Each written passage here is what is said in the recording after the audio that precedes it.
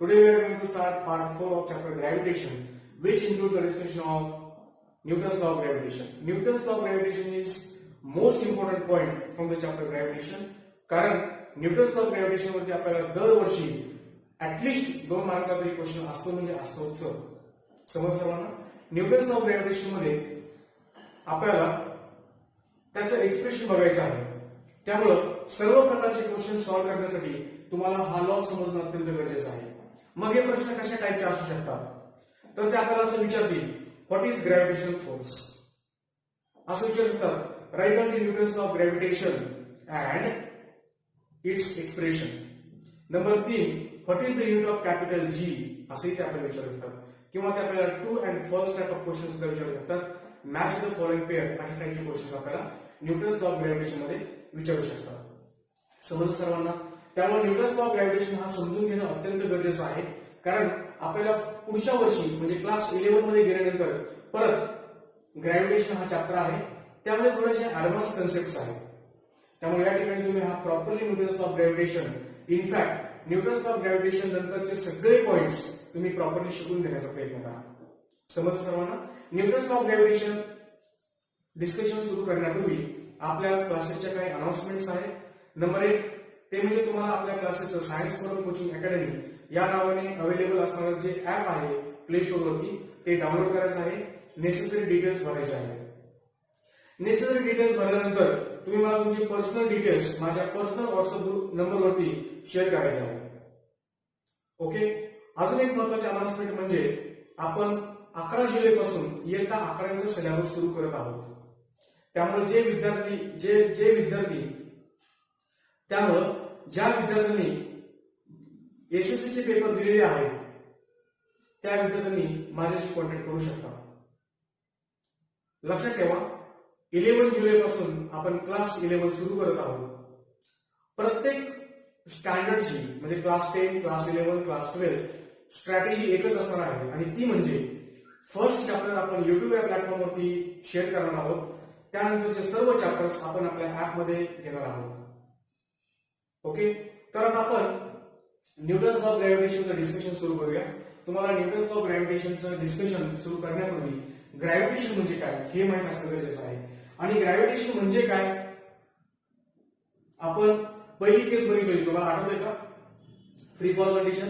एक ऑब्जेक्ट आहे, आपण सोडून दिला, तो खाली का आला त्यावेळेस तुम्ही मला सांगितलं होतं ड्यू टू ग्रॅव्हिटेशन. हा ग्रॅव्हिटेशन फोर्स आहे, the force of attraction between any two bodies. आता ऍक्च्युली या ठिकाणी बॉडीज किंवा ऑब्जेक्ट हा शब्द वापरणं तसं चुकीचं आहे. परंतु आपल्या पुस्तकामध्ये त्यांनी बॉडी आणि ऑब्जेक्ट असे शब्द पूर्ण चॅप्टरमध्ये वापरलेले आहेत. परंतु हा जो लॉ आहे Newton's law of gravitation is for particles of the matter only. म्हणजे आता मी तुम्हाला जेव्हा स्टेटमेंट समजून सांगणार आहे त्यावेळेस याबद्दल डिस्कशन करणारच आहे. ओके. मग न्यूटन्स लॉ ऑफ ग्रॅव्हिटेशन काय सांगतो? The force of attraction between any two bodies or object is directly proportional to the product of their masses and inversely proportional to square of distance between them. Wait. हा law पूर्ण समजून सांगण्यापूर्वी मी तुम्हाला मॅथमॅटिक्सचे काही rule सांगतो आणि नंतर आपण लॉ भरपूर वेळा रिपीट करूया. ठीक आहे. ओके. मॅथमॅटिक्सचे रूल काय असतात आपण क्लास 9 मध्ये शिकलो आहोत. x is directly proportional to y आपण असं लिहितो आणि असं लिहिलं की लगेच आपण काय म्हणतो x is equal to ky. Here k is a constant or constant of proportionality. x is inversely proportional to z असं म्हटलं की आपण 1/z लिहितो. बरोबर आहे की नाही? म्हणजेच x is equal to k into 1/z. समजते सर्वांना? Here k is a proportionality constant again. Now, if x is directly proportional to the product of y and z, कसं लिहिणार? yz. म्हणजेच x is equal to k into yz. समजते सर्वांना? Where k is a proportionality constant. x is inversely proportional to z square. लिहू शकतो ना आपण. समज सर्वांना? याला आपण काय x is equal to k into 1 by z square. हे अशा टाइपमध्ये मल्टिप्लाय करून घ्यायचं. आता जर समजा त्यांनी आपल्याला असं दिलं की x is directly proportional to y and x is inversely proportional to z, तर आपण याला असं पण लिहू शकतो की x is directly proportional to y and inversely proportional to z, आणि नंतर हे इक्वेशन सॉल्व्ह करू शकतो x is equal to k into y upon z. समज सर्वांना हे तुम्हाला येतंय, हे आपण क्लास 9 मध्ये ऑलरेडी शिकलेलो आहोत. ओके, हे येणं गरजेचं आहे. हे तुम्हाला समजलं की न्यूटन्स लॉ ऑफ ग्रॅव्हिटेशनचे एक्सप्रेशन लिहिणं तुमच्यासाठी काही अवघड नसावे. ठीक आहे, ओके. तर बघूया आपण. तुम्हाला माहिती ग्रॅव्हिटेशन हा जो फिनॉमिना आहे याची डिस्कवरी कशी झाली किंवा काय झालं हे तुम्हाला सर्वांना माहित आहे. कशी झाली डिस्कवरी तुम्हाला माहित आहे की लेट अस से ऍपल ट्री, एक ऍपल ट्री होता. त्या ऍपल ट्रीच्या खाली न्यूटन हे सायंटिस्ट बसलेले होते आणि ऑब्विसली एक ऍपल खाली आलं, खाली पडले एक ऍपल. आता आपल्याला सर्वांना माहित आहे कारण आपण पार्ट 2 मध्ये आणि पार्ट 3 मध्ये हेच डिस्कशन केलेलं आहे. वरून एक ऑब्जेक्ट सोडून गेला, फ्री फॉल कंडिशन. मग त्यावेळेस न्यूटन सरांनी विचार केला काय की हा जो ऍपल आहे हा ऍपल खालीच का पडला, डाऊनवर्डच का आला. आता तुम्हाला आणि मला सर्वांना माहित आहे force of gravitation due to observation due to gravity, हे तुम्हाला माहित आहे. परंतु त्यावेळेस असं काही डिस्कवर झालेलं नव्हतं. मग त्यांनी विचार केला की हा जो ऍपल आहे हा ऍपल वरच्या डायरेक्शनला का गेला नाही, आणि मग तिथून पुढं हे ग्रॅव्हिटेशन हा कन्सेप्ट येण्यासाठी सुरुवात झाली. समज सर्वांना. मग हा खाली का आला, नंतर खूप डिस्कवरी केल्यानंतर हे त्यांच्या लक्षात आलं की say this is the first object, say this is the second object, there is always force of attraction between any two objects, असं न्यूटन सरांनी आपल्याला सांगितलं. समज सर्वांना. ओके, आणि यापुढेच आपल्याला फोर्स ऑफ ग्रॅव्हिटेशन वगैरे वगैरे या गोष्टी समजल्या. इथं आता तुम्ही फोर्स ऑफ ग्रॅव्हिटेशन म्हणजे काय, फोर्स ऑफ ग्रॅव्हिटेशन हा अट्रॅक्टिव्ह फोर्स असतो, फोर्स ऑफ अट्रॅक्शन असतो बिटवीन एनी टू बॉडीज. परंतु हा फोर्स ऑफ ग्रॅव्हिटेशन कोणत्याही मीडियमवरती डिपेंडेंट नसतो, कोणत्याही मीडियमवरती डिपेंडेंट नसतो. प्लीज हे लक्षात ठेवायचं आहे तुम्ही. ओके, मग आता ग्रॅव्हिटेशन म्हणजे काय आणि फोर्स ऑफ ग्रॅव्हिटेशन म्हणजे काय याचा आन्सर तुम्ही मला कमेंट बॉक्स मध्ये द्यायचा आहे. समज सर्वांना. आता मी तुम्हाला कन्सेप्ट समजून सांगितलं, लक्षात आलं. तसं तर मी या व्हिडिओच्या एंडला तुम्हाला याच्या डेफिनेशन्स पण प्रोव्हाइड करणार आहे. परंतु तुम्ही विचार करायचा, तुमची डेफिनेशन चुकली तरी चालेल, परंतु तुम्ही आपल्या कमेंट बॉक्स मध्ये डेफिनेशन लिहायला विसरायचं नाही. आता आपण बघूया न्यूटन्स लॉ ऑफ ग्रॅव्हिटेशन काय सांगतो. Newton's law of gravitation states that, काय स्टेट करतो, the force of attraction between any two bodies is directly proportional to product of their masses. बघा, the force of attraction between any two bodies किंवा the force of gravitation between any two bodies is directly proportional to product of their masses, m1 and m2, product of their masses. See this equation number 1. The force of attraction between any two bodies in the universe is directly proportional to product of their masses and inversely proportional to square of distance between them. आता दोन object मधलं distance काय आहे, f is inversely proportional to square of distance between them. Say this is equation number 2.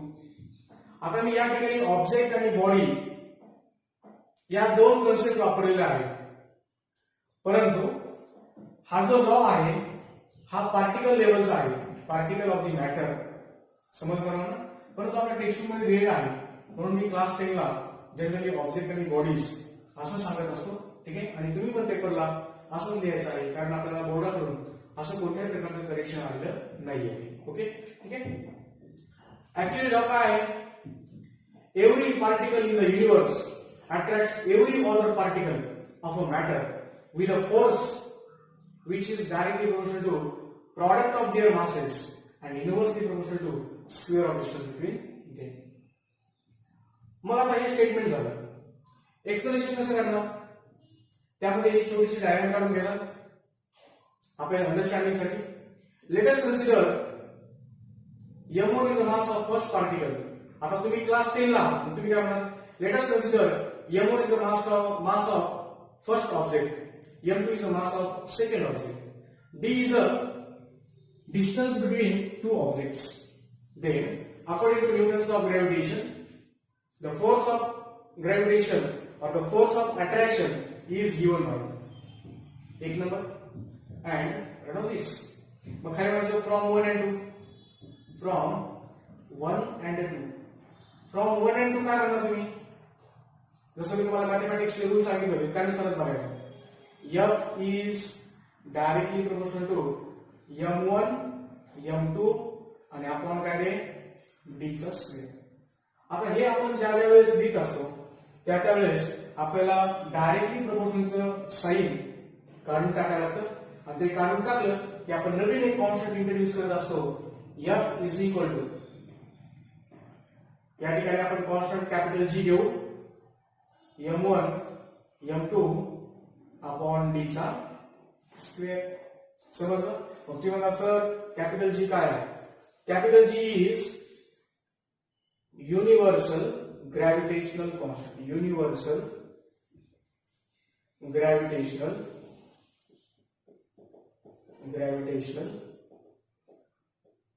Constant. आता नावातच constant आहे, समजते? नावातच कॉन्स्टंट आहे. मी तुम्हाला सांगितले. आता या ठिकाणी तुम्हाला अजून एक महत्त्वाचं कन्सेप्ट सांगणार आहे आणि या टाइपचे क्वेश्चन तुम्हाला नीटला सुद्धा पडतात किंवा जेडब्ल्यू आणि सीईटी सुद्धा पडतात. कसे असतात ते क्वेश्चन? कॅपिटल जी हे त्यावेळेस आपल्याला कन्सेप्टली समजलं पाहिजे. Capital G is nothing but universal gravitational constant. बघा स्मॉल जी काय? Acceleration due to gravity. मी तुम्हाला सांगितले स्मॉल जी ची व्हॅल्यू नेहमी चेंज होत असते with respect to location, with respect to position. Small g always changes. But या ठिकाणी कॅपिटल G चेंज होत नाही. या दोन्ही कन्सेप्ट वेगळे आहेत. Capital G never changes because it is universal gravitational constant. समजलं? Universal gravitational constant. आता हा जो फोर्स ऑफ ग्रॅव्हिटेशन आहे किंवा force of attraction between any two particles म्हणा, एनी टू बॉडीज म्हणा, हा जो फोर्स ऑफ अट्रॅक्शन आहे, हा फोर्स ऑफ अट्रॅक्शन कोणत्याही दोन बॉडीज मध्ये असू शकतो, म्हणजे असतोच. हा फोर्स ऑफ अट्रॅक्शन हा कोणत्या मीडियम वरती डिपेंडेंट नाही. हा त्या मॅटरच्या किंवा त्या पार्टिकलच्या किंवा त्या ऑब्जेक्टच्या किंवा त्या बॉडीच्या साईज वरती डिपेंडेंट नाही, डिस्टन्स वरती डिपेंडेंट आहे. येस, डिस्टन्स वरती डिपेंडेंट आहे. समज सर्वांना? ओके. तर आता या ठिकाणी लक्षात ठेवायचं the force of gravitation is independent on intervening medium. म्हणजे दोन्ही ऑब्जेक्ट कोणत्या पण मीडियम मध्ये असू शकतात तरी सुद्धा मध्ये फोर्स ऑफ अट्रॅक्शन किंवा फोर्स ऑफ ग्रॅव्हिटेशन शक्य आहे. ओके. मग आता आपण न्यूटन्स लॉ ऑफ ग्रॅव्हिटेशनचं हे डिस्कशन बघितलेलं आहे. आता तुमच्यापैकी बऱ्याच विद्यार्थ्यांना कॅपिटल जी ची व्हॅल्यू काय असणार आहे याची उत्सुकता लागलेली असणार आहे. ठीक आहे. तर कॅपिटल जी ची व्हॅल्यू जर तुमच्या डोक्यात आली असेल अगोदर तर तुम्ही मला ती कमेंट बॉक्स मध्ये लिहून दाखवा. तसं तर मी तुम्हाला सांगणारच आहे. ठीक आहे. आता हे तुमच्या लक्षात आलं. त्यानंतर मला तुम्ही सांगा की फोर्स आपण कशामध्ये मोजतो? फोर्स एसआय युनिट काय? फोर्स एसआय युनिट असतं न्यूटन. समजलं? आणि फोर्स सीजीएस युनिट काय असतं? डायन असतं. Yes, very good. ओके. हे झालं सीजीएस युनिट, हे झालं एसआय युनिट. सांगा मला मास आपण कशामध्ये मोजतो? मास मोजतो आपण एसआय युनिट काय आहे? मास केजी आणि सीजीएस आहे ग्रॅम. बरोबर. डिस्टन्स तर एसआय युनिट काय असणार आहे? मीटर. डिस्टन्स म्हणजे लेंथ, डिस्टन्स म्हणजे म्हणजे आपण मीटर मध्ये मोजणार आहे, मीटर, किलोमीटर. ओके. त्यानंतर डिस्टन्स सीजीएस युनिट काय असणार आहे? सेंटीमीटर. Very good. समजलं मला? आता हे तुम्हाला समजलेलं आहे. वाटतं तुम्ही हे नोट डाऊन करू शकता. आता या ठिकाणी बघा F is equal to capital G m1 m2 upon d चा स्क्वेअर आलेला आहे. नाव त्यावरूनच तुम्हाला कॅपिटल जी ची व्हॅल्यू लिहून दाखवा. Capital G is equal to काय आहे? Capital G is equal to हे इकडे घेऊन या. एफ डी चा स्क्वेअर अपॉन हे खाली ना कॅपिटल जी साठी m1 m2. आता हे एक्सप्रेशन आपण का लिहून घेतलं आहे? कारण आपल्याला कॅपिटल जी चं युनिट काढायचं आहे. मग मला सांगा या ठिकाणी एसआय युनिट आपलं काय असणार आहे कॅपिटल जीचं, SI unit of capital G, SI unit काय असणार कॅपिटल जीचं, ट्राय करा. फॉर्म्युला लिहून दिले, तुम्ही ट्राय करू शकता. फोर्स आपण कशामध्ये मोजतो, एसआय युनिट आहे ना, फोर्स न्यूटन, बरोबर. डी आपण कशामध्ये मोजतो, एसआय मीटर, पण या ठिकाणी डी चा काय आहे, स्क्वेअर अपॉन मास आपण कशामध्ये मोजतो, मास केजी. या मास युनिट केजी, या mass unit KG, KG into KG will be KG square. समज सर्वांना या ठिकाणी. तर एसआय युनिट आपल्याला लक्षात आलं की न्यूटन मीटर स्क्वेअर पर केजी स्क्वेअर, समजलं. आणि हा खरंच महत्वाचा पॉइंट आहे. यानंतर आपण याचं सीजीएस युनिट लिहून घेण्याचा प्रयत्न करूया. सीजीएस युनिट, मग हे सीजीएस युनिट काय आहे, सीजीएस युनिट चेक करा. फोर्स सीजीएस काय, डाई. ओके. बरं, डिस्टन्स सीजीएस युनिट काय, सेंटीमीटर. सगळे सीजीएस घ्यायचे सेंटीमीटर, आणि त्याचं काय करायचं आपल्याला, स्क्वेअर अपॉन मास सीजीएस काय, gram. Gram into gram is ग्रॅमचा square, gram into gram is gram square. समज सर्वांना. तर या ठिकाणी CGS unit of capital G is 9 centimetre square per gram square. Okay, हे तुमच्या लक्षात आलं. आता बऱ्याच विद्यार्थ्यांना अशी उत्सुकता लागली असेल की सर कॅपिटल जी ची व्हॅल्यू काय आहे, कॅपिटल जी ची व्हॅल्यू काय असणार आहे, ही तुम्हाला बऱ्याच जणांना उत्सुकता लागली असणार आहे. तर कॅपिटल जी ची व्हॅल्यू प्लीज लक्षात ठेवा. Capital G is equal to 6.673 into 10 raised to minus 11. याचा युनिट काय आहे, न्यूटन मीटर स्क्वेअर पर केजी स्क्वेअर. तर ही व्हॅल्यू आहे कॅपिटल जी ची. आणि स्मॉल जी ची व्हॅल्यू काय होती, आपण न्यूमेरिकल मध्ये सॉल्व्ह करण्यासाठी 9.8 मीटर पर सेकंड स्क्वेअर घेत होतो. स्मॉल जी कोण आहे, acceleration due to gravity. Capital G कोण आहे, युनिव्हर्सल ग्रॅव्हिटेशनल कॉन्स्टंट. आता युनिव्हर्सल ग्रॅव्हिटेशनल कॉन्स्टंट म्हणजे कॅपिटल जी ची व्हॅल्यू चेंज होणार आहे का, कॅपिटल जी ची value never changes. Small G ची value can change with respect to height, with respect to depth, with respect to position, right. तर हे आपल्याला लक्षात आलं. आता आपण परत एकदा Newton's law of gravitation revise करू. Newton's law of gravitation revise करताना प्रथम statement.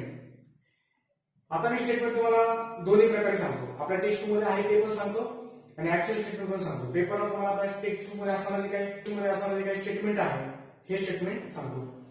Every body in the universe attracts every other body with a force which is directly proportional to product of their masses and inversely proportional to square of distance between them. आता actual statement काय आहे, every particle in the universe attracts every other particle with a force which is directly proportional to product of their masses and inversely proportional to square of distance between them. समजलं? Okay. आता explanation कसं, छोटंसं draw करून घ्यायचं. Point number 1, let us consider m1 is the mass of first object, m2 is the mass of second object, d is the separation distance between two masses. Then according to Newton's law of gravitation, comma खालच्या वेळेला random this from 1 and 2 combine these two, then random this खाली म्हणायचं where capital G is a universal gravitational constant. The value of capital G is 6.673 into 10 raised to minus 11 Newton meter square per kg square. Small G चं काय नाही, कारण small जी मी तुम्हाला कसं पण या दोघांना डिफरन्स एक्सप्लेन करण्यासाठी सांगितलं होतं. कॅपिटल जी चं युनिट तुम्ही लिहू शकता एसआय युनिट, कॅपिटल जी चं तुम्ही सीजीएस युनिट लिहू शकता. एवढं लिहिल्यानंतर तुमचा Newton's law of gravitation complete होतो. आता कधी कधी काय होतं की हे डिस्टन्स किती घ्यायचं. जर आपल्याला पार्टिकल दिला तर काय प्रॉब्लेम नाही, परंतु जर त्यांनी आपल्याला असं स्फिअर दिला, हा एक स्फिअर आहे, हा एक स्फिअर आहे, किंवा काय काय प्रॉब्लेम होते असं करतात, हे दोन स्फिअर आहेत, तुम्ही डिस्टन्स कोणते घेणार, ह्या दोघांचं सेंटर होतं, किंवा दोन स्फिअर असतील असे, या ठिकाणी हा एक स्फिअर आहे, हा एक स्फिअर आहे, डिस्टन्स कोणते घेणार तुम्ही, सेंटर पासूनचं डिस्टन्स घ्यायचं. कोणते घ्यायचं, सेंटर पासूनचं डिस्टन्स घ्यायचं. ओके, म्हणजे हे रेडियस झालं, हे रेडियस झालं, परत या दोघांमधलं असणारा डिस्टन्स घ्यायचा. समजलं सर्वांना? ओके, तर न्यूटन्स लॉ ऑफ ग्रॅव्हिटेशन आपला संपलेला आहे. Force of gravitation is independent on the medium, हे पण आपण पाहिलेलं आहे. ओके, यानंतर आपण काही क्वेश्चन्स सॉल्व्ह करूया. यामध्ये fill in the blanks type of question असतील, परत true and false type of question असतील. Okay, first question, mass is a dash quantity. Option A scalar quantity, option B vector quantity, option C tensor quantity, option D all of the above. तुम्ही सांगा मला उत्तर. Mass is a dash quantity. Mass is scalar quantity, right? So option A is the correct answer. Weight is dash quantity. Weight किसकी quantity है? Option A scalar quantity, option B vector quantity, option C tensor quantity, option D all of the above. Weight is a vector quantity. 3 नंबरच्या question मध्ये आपण true and false बघणार आहोत. तो question असा आहे, the value of small g changes from place to place. True का false? Small G आहे म्हणजे व्हॅल्यू चेंज होणार आहे. So answer is a true. The value of capital G changes from place to place. बरोबर आहे का? No, it is wrong. कारण capital G universal gravitational constant आहे. कॅपिटल जी ची व्हॅल्यू कधीही चेंज होत नसते. So false. Next, the mass of a body is the amount of matter present in it. बरोबर आहे का? The mass of a body is the amount of matter present in it. अरे ही तर definition आहे मागची, आपण मास मध्ये पाहिलं आहे. So true. Next, what is CGS unit of capital G? Universal gravitation constant CGS unit काय आहे ते आपल्याला लिहायचं आहे. ओके, तर तुम्ही CGS unit of capital G आपल्या कमेंट बॉक्स मध्ये लिहा. त्याचसोबत एसआय युनिट पण लिहा, कारण त्यानंतर पुढचा क्वेश्चन तुमचा एसआय युनिट वरती आहे. Next question.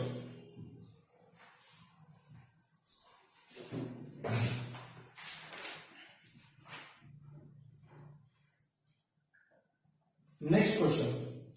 The SI unit of universal constant of gravitation is. Option दिलेला आहे, याचं उत्तर तुम्ही मला सांगू शकता. समजलं? ओके, तर अशा प्रकारे आजचं आपलं हे लेक्चर या ठिकाणी संपलेलं आहे. नेक्स्ट लेक्चर मध्ये आपण सर्क्युलर मोशन बद्दल डिस्कशन करूया.